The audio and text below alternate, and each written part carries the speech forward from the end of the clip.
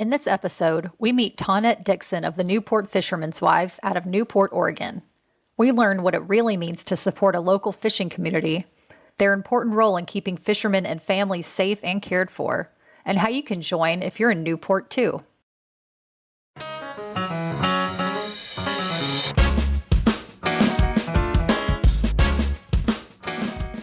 I'm Megan, host of the Partners of Commercial Fishermen podcast. This show is dedicated to girlfriends, fiancés, and wives of commercial fishermen to connect and feel less alone. As we know, this lifestyle isn't for the faint of heart, so this is our space in the world to discuss the highs and lows of being in a romantic relationship with a fisherman. Because it's different than being a family member or friend, it just is. Join in to laugh, vent, and share stories with others who get your lifestyle. So what are you waiting for? Let's dive in.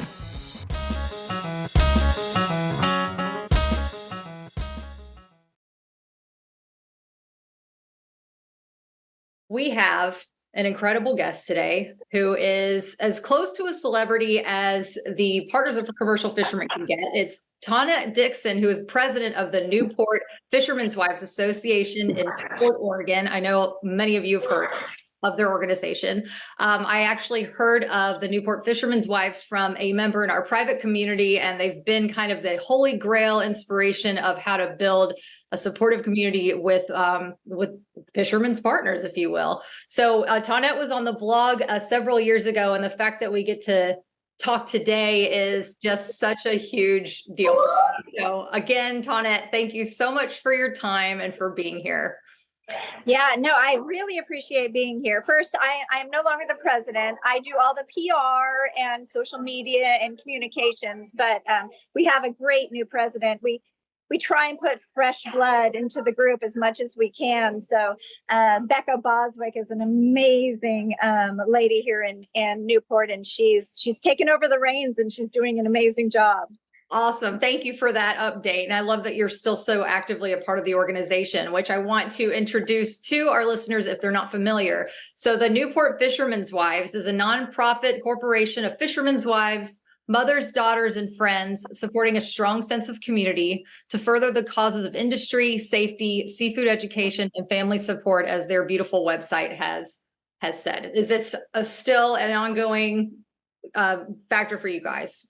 Yes, absolutely. That's our core. I love that. And, honestly, well, first of all, I know y'all can't see this, but Taunette is in a workshop. Is this a workshop garage area, right? Yeah. So this is a net shop. It's where all the nets for the offshore boats are built, and it's an amazing space. That's so great. So if you guys there's line and buoys and everything that you could possibly love behind Taunette right now, which is great. And yeah. A part of their support and what they do for their community is they have events, which I would love for you to explain the event that you're currently working on that you took out of today to come speak to us. What are you guys working on today? Yeah, so it's a little chaotic, might be a little noisy, but we are having our home port dinner, which is, it'll be tomorrow night. So we're setting up a big tent, and we have this huge net shop that we're fancying up. I have to show this because I love it. This is can you see the chandelier? I don't have my glasses on. Oh, it's so beautiful. Yeah.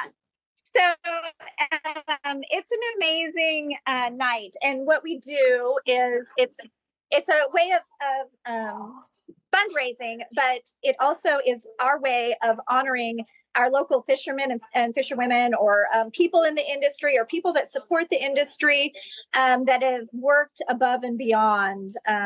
And so last year, I think we had 5 or 6 people that we honored. And this year, I believe we have 8 people that we are honoring.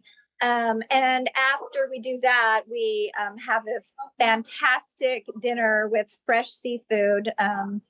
And we have an auction, a silent auction. And it's just a way also for us we don't get to interact, the fishermen do down on the docks, but the families, it's really rare for us to be able to interact and kind of appreciate our community. And a lot of stuff is done behind the scenes, but this is just a way for us to just kind of re-engage with the families in our industry. So it's a great night.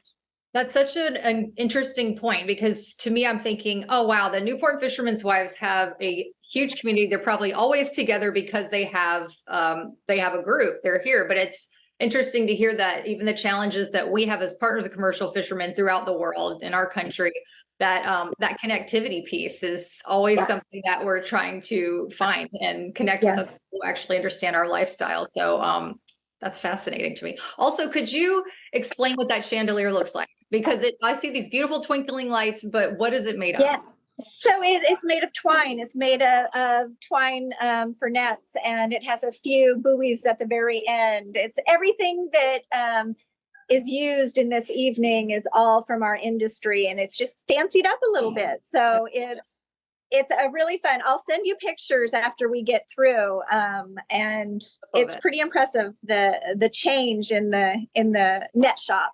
That's great. Okay, so that sounds like a craft for the future for us all, and I will post those photos for our community for sure. Okay, so now I'm going to get back on track. I want to, if you could tell us a little bit about yourself and how you got involved in the fishing industry, and met your fishermen and all those. Sure.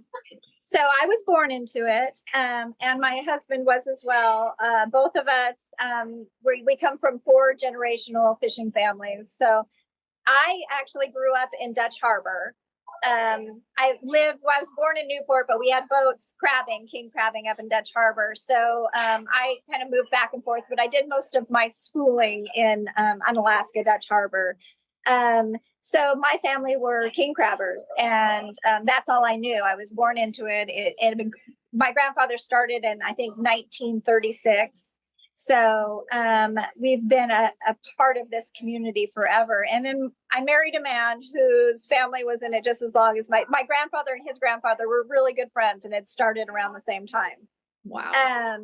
And he fished locally out of Newport. He ran big boats up in Alaska, but his family mostly fished out of Newport. So we ended up buying his parents' boat from him. And so now it's a fishing vessel, Taunette, and we just fish it locally.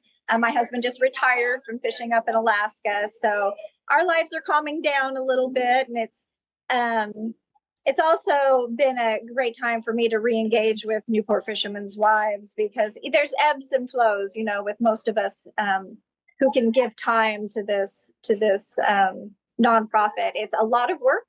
It's there's a large support system for our group, but it's just a handful of women that are really doing the real work. So yeah, it takes a lot of time out of your life. Yeah, I can imagine. I'd love to pick apart that actually, and ask you what is the history of the Newport Fishermen's Wives, and how is it involved? I read that it was once a social group. So I'm wondering, how did it evolve from a social group to this very important supported pillar in the local community?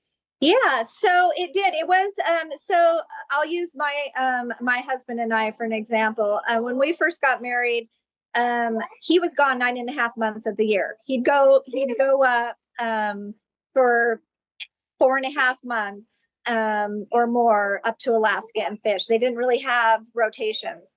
And so this group started out for women like that who literally didn't have a husband at home at all for 70, 80 or more % of the year. So it was not only a social group, but also a group that, helped each other, when you have multiple kids and you can't make it to all the basketball games, or, it was just a support group internally just for the women that were in it. And then there was some tragedies that happened here locally, and there was a need for the group to fundraise. And one of the first things they did was get a rescue helicopter here locally.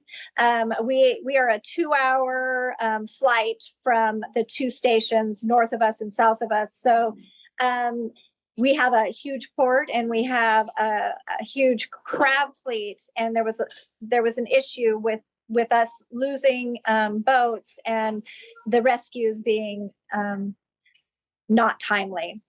So we're a cold water fleet. You have a short amount of time to be in the water and get rescued. So it was imperative that we got a rescue helicopter here locally. So the women and the community came together and fought for a rescue helicopter. And then when we got the rescue helicopter, we needed a helo pad at the hospital because there was nowhere for it to land. It'd have to land at the airport and then an ambulance drive. And like I said, it's imperative cold water fleets that these rescues, they go get right to the hospital. So they built a rescue helicopter pad also. And then there was just other issues in the community that needed help. So then they became a nonprofit and started working for the families in the community, for the community. So we're lucky. We have a large fleet. So we have a lot of large like side businesses, people that can, help us continue our programs and our events. A lot of ports don't have that anymore. Ports are disappearing. The working bayfronts around up and down the coast are disappearing. So we feel very lucky that we have it, and we try our hardest to support people that are wanting to have support groups in their ports. So whenever you said you fought, which is incredible, I read that in The Guardian, actually, the article about y'all. It was such a good read. And I'm wondering, what does it look like to fight to have something as impactful as a helicopter and like a place for the helicopter to land? What did that look like? Like, what did you guys have to do? So I can't tell you details about that because I wasn't in the group, but I can tell you I was in the group when they tried to take the helicopter away from us. So I guess it's been like 6 or 7 years ago. The Coast Guard had to cut their budget. And they chose 2 ports to remove their rescue helicopters from, and we were one of them. And so the women that fought for the rescue helicopter and just the community at large fought really hard to retain it. And it started with us retaining a lawyer and actually placing sorry, my brain isn't working, but we filed legally against the U.S. government to remove the helicopter. And so there was about a year and a half where we were dealing legally with the issue. And so we had to have partners all over. So, our port was a partner, Toledo's port. We had all of the businesses locally, the plants locally, the city of Newport, the county, everybody partnered with us to make it happen. And some of our women went to Washington, D.C. and spoke to the people that needed to be spoken to, our local congressmen, our representatives, everybody got involved. It was a huge endeavor. And luckily we were able to succeed. And I think now there's been pieces that have been put into the process that make it harder. We only got 30 days notice before our crab season, our most dangerous time of year. So now there has been steps put in place that they have to make before they can do it again. And those steps give us more time than 30 days to fight it. So we were super blessed. We were able to retain our local rescue helicopter station. Bravo, and that is incredibly inspiring. Yeah. Okay, so I'm going to switch over to the Guardian article that I read, and there was one part that you mentioned that caught my attention. That you mentioned the casual misogyny you've dealt with over the years, and mainly how people would ask for your husband when you are the one with the answers. Yeah. And Partners of Commercial Fishermen, we know a lot more than people obviously give us credit for. How did you handle that? And what advice would you give to someone facing that today? Yeah, so it's changed a lot. When I was younger, I started working for my grandfather professionally when I graduated high school. So then, like, like I was the first woman that had ever been out fishing on his boat, because it was just, they referred to it as bad luck, but it was just what it was. So I think that then it was incredibly difficult for me to work professionally in this industry, but now it's changed. It really has changed. I think there is more women working in it, and there's so many steps that need to be taken for owners of boats, for people in the profession. Like, you can't just go out and fish and do the payroll anymore. Like, we have regulations we have to address. We have permits. Now you have to, ground fishing, you have to lease and sell fish. It's just a lot more complicated. So it's mostly the wives that are back at home that are dealing with that, so the husbands can fish and not have to. And so I think it's changed in that aspect. And you see so many more fisherwomen, and I consider fishermen fisherwomen. Like, I don't take that as a slide to fisherwomen. I see them on the back deck all the time now. And it's not a surprise, or it's not a wow, she's a fisherwoman. Like, it's making it easier, I think. And the farther that we go in this industry, I think we'll see more and more women involved. Amazing.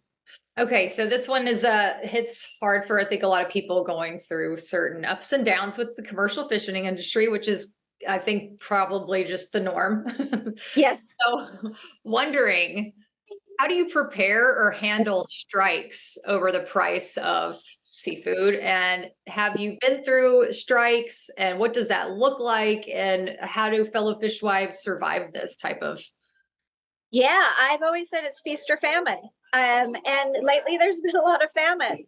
We have had so many more issues than we ever had to deal with before. The domoic acid issue, soft crabs, if the meat is full, if the crabs are full of enough meat, strikes. It's all super complicated. And it's gotten more complicated as there's less plants out there to deliver to.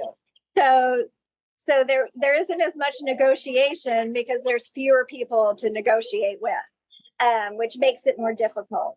I think that the last 10 years have been pretty difficult, and people are they expect it now. So I think we try and hold back as much as we can, so that we know we have a safety net as far as boat owners.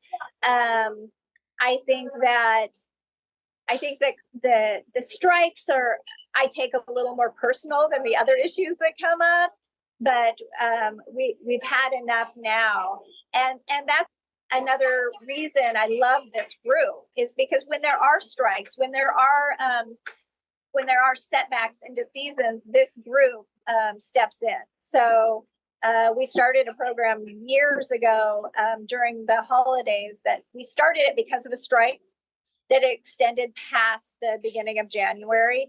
We had decided to offer fishing families food and Christmas presents for their children and warm clothing. And after we did it one year, we're like, we need to do it every year, because really, even if the crab season starts on time, they're not getting paychecks till usually right before, right after the holidays. So it's grown every year. We get presents from KPTV. So we get a huge amount of presents every year. So we're really able to spoil the kids, and the community really steps up so that we can afford to, just like in the other endeavors we go through, we have great community partners that step up and help us. And this event tonight, this will add to what we're able to hand out to the communities.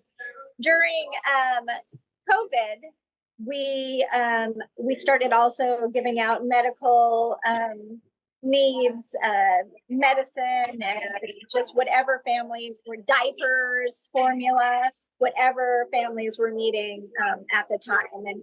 And now we do all of that on request. So Amazing. How does a local fishing family go about seeking support from y'all? so usually the women that are in this group are pretty well known in the port. It either come from fishing families that are active in the port or some other way. So usually people will just contact one of us, but we on our website has all of our contact information, our phone number, our email, all of that. So we get it through various ways, but we have an emergency committee of 3 people that can make decisions quickly on emergencies so that we don't have to get a vote from the board and take longer than is needed. So we're able to help families pretty quickly.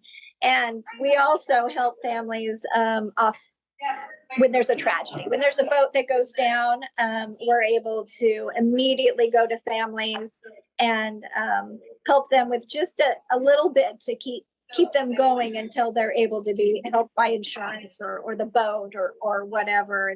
And we work with the Oregon Dungeness Crab Commission on that. So they reach out to us, we reach out to the families, and we also support the families, not only kind of entering their lives in the beginning when they're kind of in shock and don't know what to do. We're there to give them advice and to kind of walk them through the path of what's going to be next and what they need. And we help them with services and any other just personal needs they have. So I feel like that's the most personal part of this group that I love. That's beautiful. And to segue on that, I just finished reading Salt in Our Blood by Michelle Longo. Is it Eder? Am I saying Eder. Eder. And it is such a deeply touching story about the real life experience of a fisherman's wife and how the family dealt with the tragic loss of their son, who was also a fisherman. She had 2 stepsons that were fishermen, and so was her husband. And I looked her up because I wanted to learn more about her, and I was so sad to hear of her passing this year. And just to honor her incredible spirit, and if anybody hasn't read that book, please read it. I want to. Yeah, I got to finish this, babe. Sorry. A little cutie just came in our interview and it was adorable. But I was wondering if you knew Michelle, and if you could tell us a little bit about her contribution to the local fishing community. Yeah, absolutely. Michelle was a personal friend. She was a big part of this group for years. She was a big part of her. Personally, she was an attorney. So she was our go-to for everything. If I had a question, if anybody had a question, Michelle was, even after she stepped out of the group, she was still a huge part of the group. And of course, she came back when we needed her for the helo.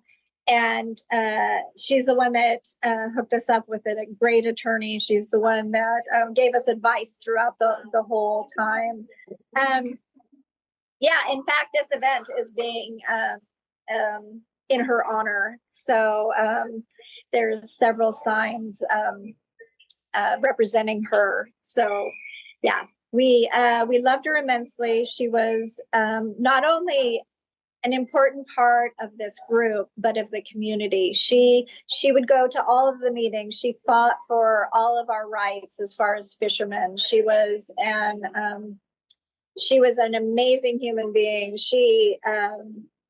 She was really good at helping women that were going through struggles like she went through. She was well spoken, and she helped a lot in the community, and she is deeply missed. That book, I mean, just seeing her letters that she wrote to officials, and it really showed the kind of group that y'all had and how much it meant to her to be a part of the Newport Fishermen's Wives, and it was just beautiful. So I'll put that in the show notes so everybody can link to that and to the Newport Fishermen's Wives, of course. Let's see, I would love to know, I'm going to give you the magic wand. I'm going to give you a magic wand, and wondering if you had one, what would you change in your current situation as a Newport Fisherman's Wife member, and what would it look like? Like, what would be the optimum, the best thing that could happen right now to maybe you or the group to improve the situation that you guys are currently in?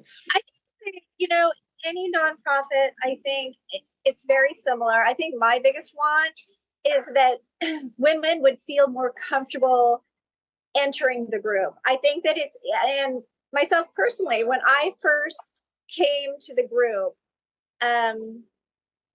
I didn't have the experience to understand a lot of what they were talking about because we have our fingers in a lot of different things. It was very intimidating, and the women are so intelligent and so strong. It can be an intimidating situation. So I think that I wish that women felt more comfortable coming to our group. Because the group needs fresh people. Like you can't sustain the same people in a group for a really long time. There's a lot of burnout. It's a very emotional job. This volunteer work isn't like an average volunteer work. You're dealing with grieving families and families at their worst, and families that are struggling. So there's a lot of emotional baggage that comes with it. So it's nice to be able to refresh the group and have fresh ideas, and I think that my first memory of walking into the group was a table full of women planning an event like this, and I don't think I spoke for the first 4 meetings I went to because I just felt like I didn't have anything, that I could give to these magnificent women. And I think that now looking back, I had things to add. I was just too intimidated. And I think sometimes women come to the group and things like that are happening. And it's hard to put yourself in it. So I hope that at some point women realize how welcoming we are to other women, and how important it is for our industry and our fleet and for the women themselves. Because I recently had a family tragedy, and the women that surrounded me were the women from this group. It was I'd never received from the group, and receiving is a totally different feeling, and you don't realize how important it is until you receive it. So it made me want to remain in the group and continue to give it out, because now I know how it feels and I know what was important that I received from them. So this group can really hold a family together when they're in chaos, and I love that, and I would love it for the younger women that are in the industry, because it's a really hard way to hold a family together. This industry is difficult. I don't think until you're in it you realize how difficult it is. So true. Yeah. And so would someone just, if they wanted to join, would they just reach out through your website, or how would? Yeah, reach out to us in any way. We can give them, we have volunteer forms that we can send them, and then we can invite them to our meetings, which is the best way. Because when you're sitting at our meeting, we get to meet you face to face. You get to meet us face to face, and hopefully it works well. How often do y'all meet? We physically meet once a month. But we have committees, because you can't get everything done in 1 month. So we have committees in different aspects of the group that we usually meet about once every 2 weeks. Nice. Okay, so I'd like to know some of the upsides. What are some of your favorite parts about being married to a fisherman? So, I think like a lot of the women in this group, I have a certain personality that likes to have a little bit of control. And so it's just nice to have that, when he's gone, to have complete. And for me, I was able to not work during the time he was gone, because the income he was able to make. So it was nice to be able to be a part of my children's, life in that way. I was able to volunteer in school. I was, able to drive them to volleyball games, all the stuff that you don't realize is so important until you're done doing it. And you look back and think that was the best part of having children, was being able to engage in those ways. So yeah, I kind of like that. Absolutely. And on that note, what advice would you give to any mothers out there that are married to fishermen? Yeah. So my thing, when my kids were little, is I realized that it's harder for them than it is for us because they don't get to see the kids take their first steps or go to the birthday party or so I mean, it sounds really old fashioned, but I really tried to make it easier on them. Like I didn't complain about what the kids were doing, or I didn't, I tried to make it easier on them when they were calling because it's really hard. Me personally having that experience of being out fishing, it's a really isolating life. You're out in the middle of nowhere for a long time sometimes. And it's hard because life's going on without you. And so, yeah. And my biggest advice is to find support in your community, find women that are going through the same thing, because there's something about being able to say, I'm dealing with this. Can you believe it? And that person completely understanding it seems to make it a little easier. Absolutely. I share that experience. I went to the Pacific Marine Expo for the first time many years ago, and I had no idea what the hell was going on. And then last year I went, and it was life-changing to actually see another fisherman's partner. I'm like, oh my God, we didn't even have to communicate. We could just look at each other in the face and be like, I get you, sister. I know where you're coming from. Absolutely. Man, that is so special. And that's what I really want for this community more than anything, is for an in-person meet, just for them to also have this experience, because it's just, there's no one else in our lives that we can share this with except Well, I think that we're really lucky right now because we have social media. We have other platforms now other than just coming to a Fisherman's Wives meeting. So there's ways for us to connect. And that's why I appreciate you so much. I think that that's what we've been missing. For us, our industry is really suffering. It's in crisis.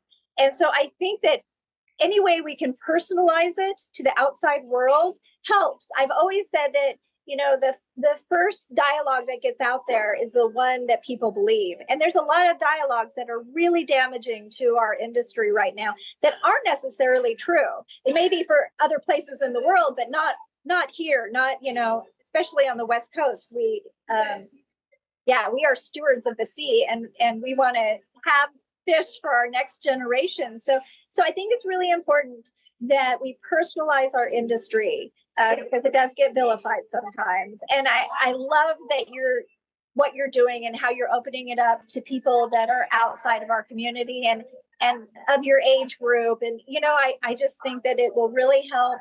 I'm sure you get contacted by other fishermen's wives. And so just having that communication is important for the women that don't have groups like ours to come to. Well, thank you. That means more than anything. I feel like I've been anointed by like the queen or something like that. But yeah, I'm like, how do I, when I first interviewed you, I'm like picking your brain of how did you guys build this community? How did you do this? Because I was in the best way envious of that. Like the fact that y'all had this incredibly strong in-person sisterhood. And I'm like, man, how do we do this and make it virtual and maybe, in the future, these in-person events. So thank you for that. And thank you for being so welcoming since day one and inspiring to all of us. So thank you for that. And on that note, because you've been in the game for so long, looking back, is there anything that you would do differently as a fisherman's wife? No, I'm proud of the work that my family's done. I'm proud of the work this group's done. I went into it having a grandmother that had advice that I have followed throughout my life as far as being a fisherman's wife. I was lucky. So I grew up, with the knowledge of a very wise woman.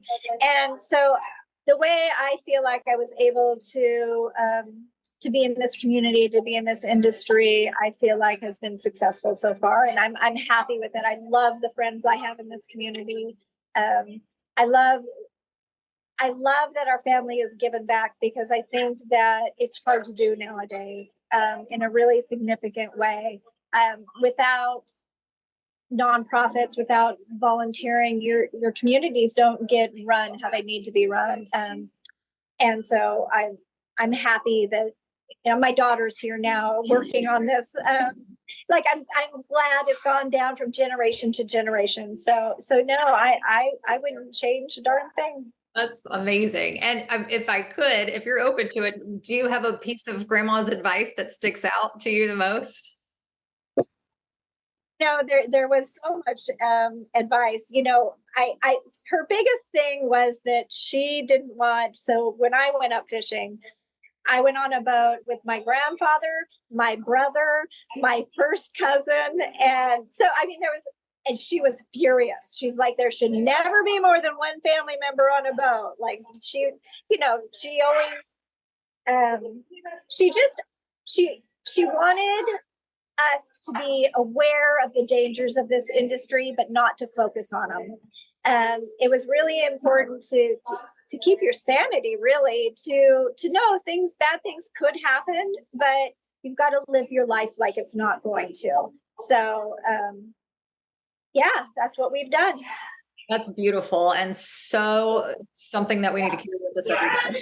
That is something that we think of all the time and try not to.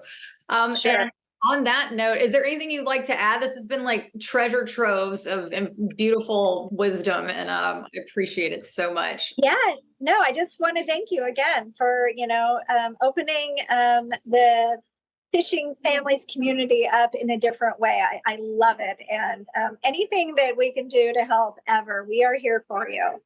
Thank you so much, Taunette, and thank you for your time and for everything that you've done for fishing families in Newport.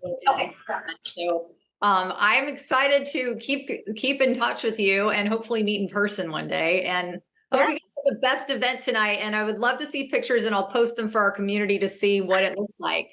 I will, for sure. Awesome. Well, thank you so much, and look forward to talking soon. Thank you. Bye.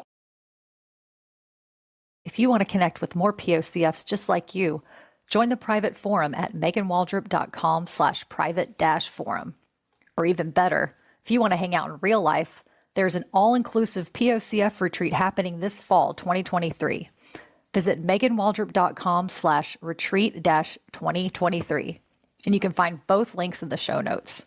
We would love to meet you. Thank you so much for listening to the Partners of Commercial Fishermen podcast. To support our community, I'd love for you to join us by subscribing to this podcast, hitting the like button, and/or posting a review.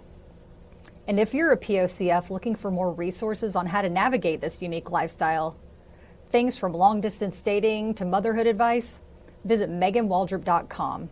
That's meganwaldrep.com. We can't wait to connect with you.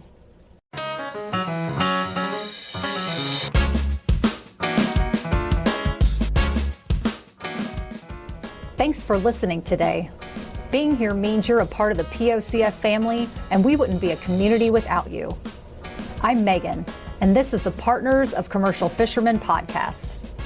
As always, much love, POCF pride, and remember, you are not alone.